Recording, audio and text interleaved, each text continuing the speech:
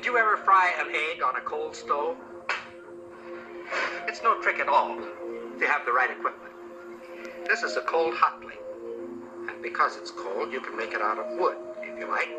Just be sure that there's a coil of wire inside and that you connect that coil to a high voltage alternating current source.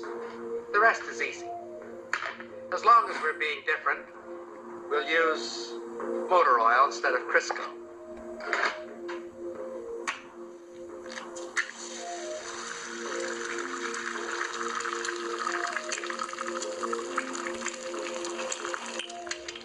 The egg fries very quickly, but the stove remains perfectly cold.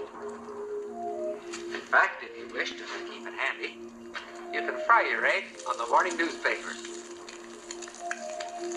With a gadget like this, you can get up in the morning, sit on the stove, read the morning newspaper, and fry the eggs in your lap.